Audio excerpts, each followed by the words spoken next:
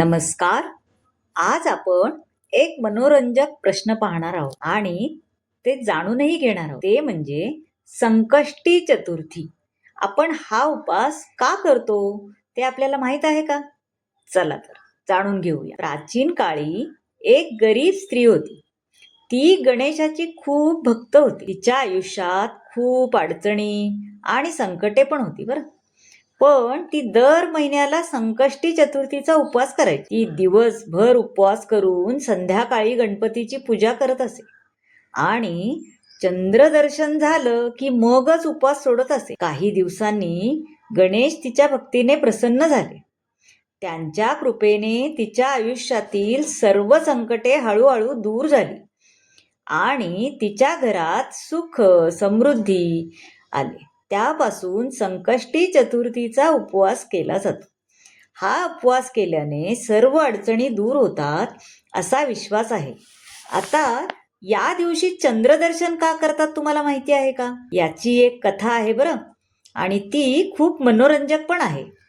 एकदा भगवान गणेश आपल्या वाहनावर म्हणजेच उंदरावर बसून जात होते.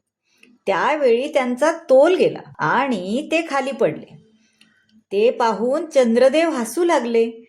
त्यांना गणपतीची थट्टा करावीशी वाटली. पण हे पाहून गणेशजी रागावले आणि त्यांनी चंद्रदेवाला शाप दिला की जो कोणी तुला पाहिल त्याचा खोटा आरोप त्याला सहन करावा लागेल. मग काय, चंद्रदेव घाबरले आणि त्यांनी गणपतीची क्षमा मागितली आणि त्यांच्याकडे उशापही मागितला. मग म्हणाले की फक्त भाद्रपद महिन्यातील चतुर्थीला, ज्याला आपण गणेश चतुर्थी म्हणतो, त्या दिवशी तुला कोणी पाहणार नाही, परंतु इतर संकष्टी चतुर्थीला मात्र चंद्रदर्शन करूनच गणपतीची पूजा केल्यास सर्व संकटे दूर होतील.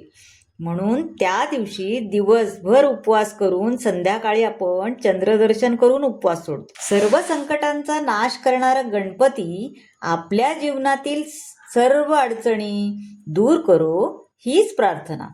तसेच आपणास विद्या, धन आणि यश प्राप्त हो. आणि या दिवशी गणपती स्तोत्रही म्हणावे किंवा ते ऐकावे. श्री गणेशाय नमः. नारद उवाच प्रणम्य शिरसा देवं गौरीपुत्रं विनायकं भक्ताव्यासं स्मरे नित्यं मायुकामार्थसिद्धये.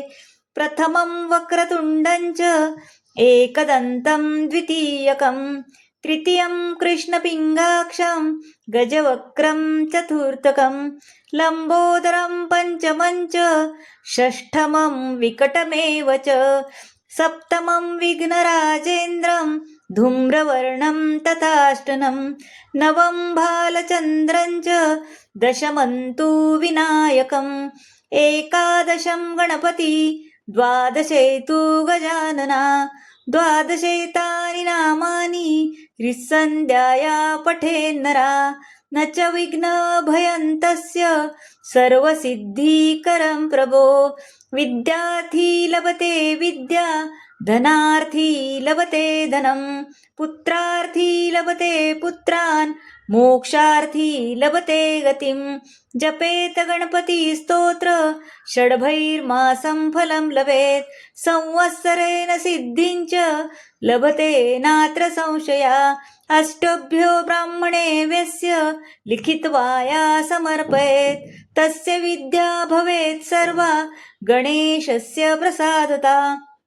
इति श्री नारद पुराणे संकटनाशनं गणपती स्तोत्रम संपूर्णं. श्रीकृष्णार्पणमस्तु. या प्रकारे तुम्ही गणपती स्तोत्र पण ऐकल्यास किंवा म्हणल्यास तुम्हाला गणपतीची 12 नावे याच्यामध्ये आहेत है ना. त्यामुळं तुम्हाला धन, विद्या, सुख, शांती सगळं प्राप्त होईल. चला तर मग कसा वाटला आजचा भाग नक्की सांगा. चॅनल आवडल्यास लाईक करा, शेअर करा, सबस्क्राईब करा. धन्यवाद.